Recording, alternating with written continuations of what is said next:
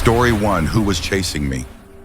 Imagine you're racing down a pitch-black rural road at over 100 miles per hour, heart pounding so hard it hurts, knowing that if you slow down even a little, the deranged stranger in the truck behind you, who you barely glanced at in a store minutes ago, will ram you again and almost certainly kill you.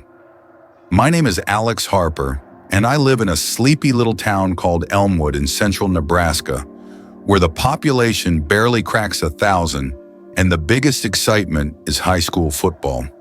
The only place open around the clock is a gas and go about 25 minutes away down a winding county road that feels more like a forgotten service lane than a proper highway.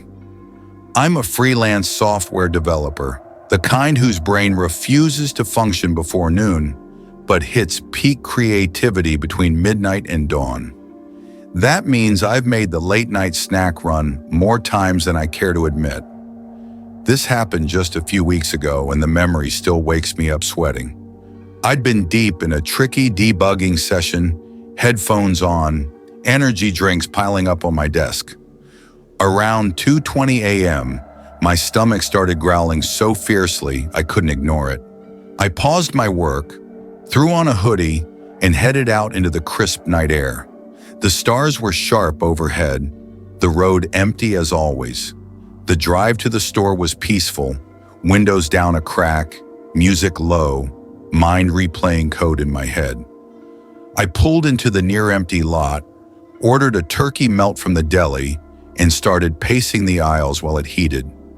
Restlessness is my constant companion. Sitting still feels impossible. That's when I noticed him. At the very back of the store, in front of the refrigerated drinks, a man sat cross-legged on the linoleum floor like a child in story time.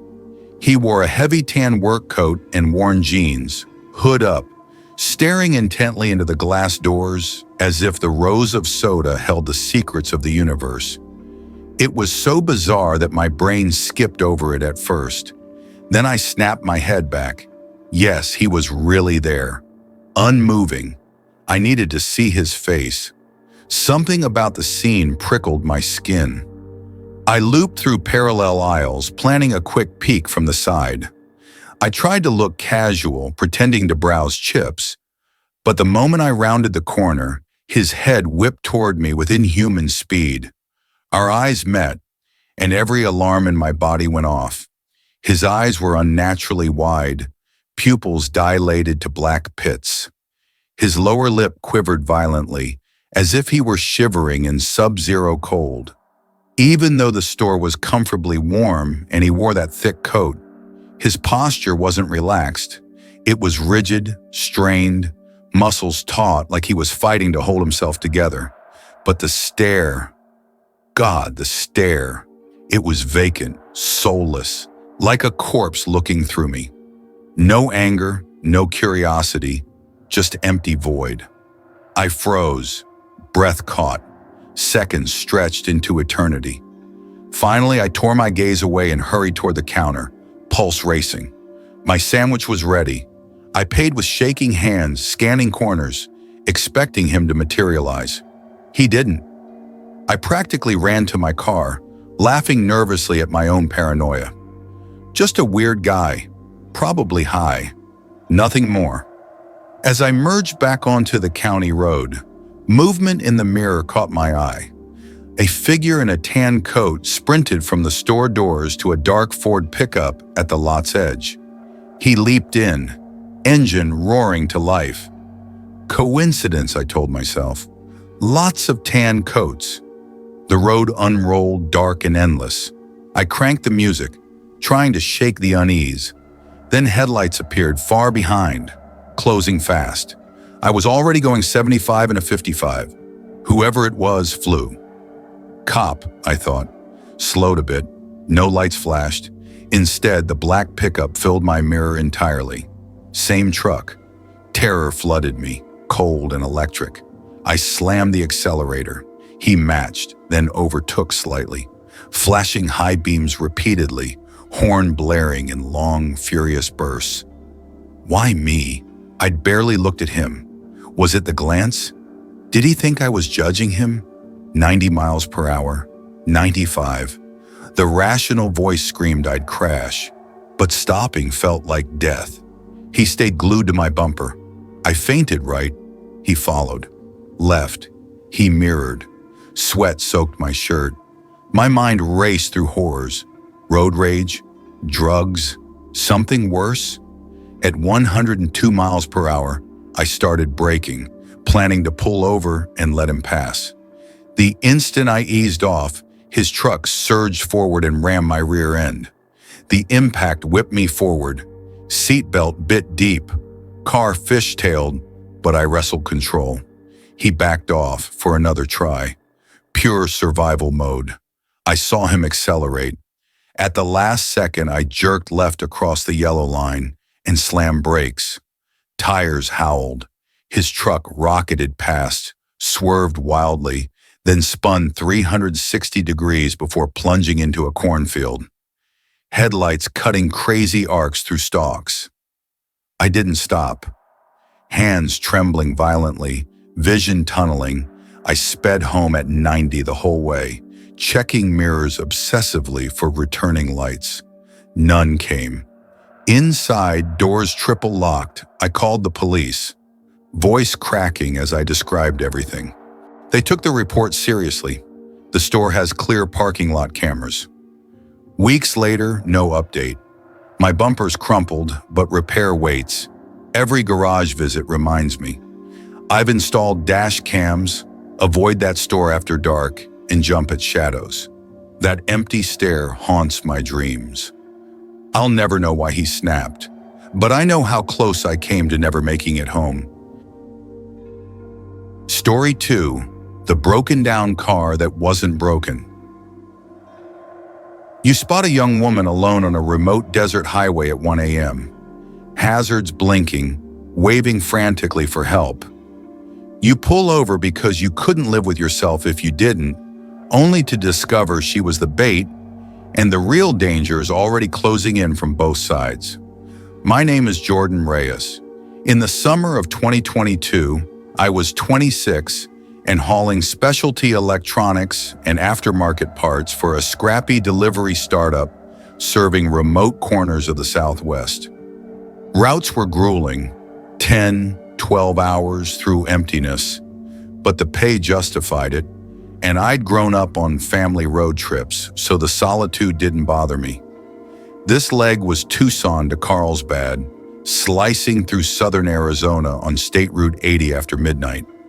The landscape was pure desolation, saguaro silhouettes against stars, no lights for miles, cell service long gone. I crested a rise and saw flashing reds on the shoulder. A white compact car angled oddly. A woman in jeans and a hoodie stood beside it, phone raised skyward. Every instinct yelled, "Keep driving." These roads had stories, robberies worse, but then I pictured my younger sister stranded like that. How could I leave her? I carried insurance, a Glock 19 in a holster clipped under the dash. Company policy didn't allow it, but neither did dying alone. I slowed, cracked the passenger window 2 inches. She hurried over, yanked the locked handle. "Please, engine just died. No signal. Can you take me to the next town?" Her voice shook, words slightly thick. Exhaustion or alcohol. Eyes darted too much. Something felt wrong, but the gun emboldened me. I unlocked. She slid in fast, buckling with fumbling fingers. Thank you," mumbled without meeting my eyes. I pulled away slowly, asking routine questions. "Overheat? Hit debris? Steam?" She deflected every time. "Just drive, please. Faster." Unease grew. Her answers didn't add up. I was seconds from pulling over and kicking her out when I glanced in the side mirror. A man emerged from behind her car, tall, hooded sweatshirt, deliberate steps. Then headlights ahead revealed another figure stepping into the road 50 yards up, blocking us, something long and metal in his hands. Ice flooded my veins. This was planned. The woman twisted, saw them, and started yelling incoherently. Her right hand plunged into her oversized purse. I roared, "Freeze!" and drew the pistol, laying it visibly on the steering wheel. "Hands on the dash. Now!" She obeyed instantly, palm up, face pale. Whatever weapon she sought stayed hidden. The road ahead was clear enough. I floored it, swerving around the blocker. He leaped aside. 25 endless minutes to the nearest truck plaza. She sat frozen, breathing shallow. I kept the gun ready, mind spinning worst-case scenarios. Lunging for it, hidden friends following, ambush at the stop. Every mile felt like 10. Sweat stung my eyes, knuckles white on wheel and grip. Finally, bright lights and idling semis. I pulled near the fuel islands. "Out!" she protested weakly. I leaned across, flung the door, and shoved. She tumbled out, sprawling on asphalt, shrieking nonsense. A burly driver jogged over, concern turning to confusion. I shouted about the setup, then gunned it out before explanations turned against me. Armed driver ejecting a woman looks bad from the outside. At the next oasis, I checked the seat. Wedged deep, a cheap burner phone, battery removed, and a fresh pack of thick black zip ties. Nausea hit. They weren't planning a ride. They were planning a disappearance. I trashed everything, finished the run with shaking hands. Never reported it. Too many questions about the gun and physical ejection. That night rewired me. I still deliver, but I don't stop for breakdowns anymore. Kindness almost cost my life. Story 3, the van that played cat and mouse. You stop at a deserted interstate rest area in the dead of night just to wake up and realize the shadowy van parked in the dark has been waiting specifically for someone like you to arrive alone. My name is Ryan Keller. Early 2020, I was 24, running intercity auto parts deliveries across the Midwest. Long hauls, no supervision, decent money. But one freezing January night on I-80 proved those empty miles hide real predators. I'd left Lincoln around 9 p.m., bound for Cedar Rapids. By 11:15, exhaustion weighed heavy, eyes burning, thoughts drifting. A rest area sign glowed ahead. I took the exit. The lot was desolate under weak sodium lamps. Only one vehicle, a dented silver panel van parked far back in shadow. No lights, no plates visible. I chose a spot under the brightest light, locked my pickup, and trudged to the low brick restroom building. Inside reeked of industrial cleaner and cold concrete. I splashed icy water on my face, staring at bloodshot eyes in the cracked mirror. A soft creak behind me, like the outer door. I whirled, empty, just the ancient heater clanking. Nerves, I told myself. I finished fast and stepped out. The van's headlights blazed on, high beams straight at me. Engine silent, no sound of starting, dread coiled in my gut. I speed walked to my truck, started it, and eased toward the ramp. As I rolled past, the van's lights snapped off. Back on the interstate, I cranked heat and radio, trying to shake the chill. 5 minutes later, headlights in the mirror, approaching fast. The same unmistakable boxy shape caught up, then rode my bumper aggressively. It pulled alongside.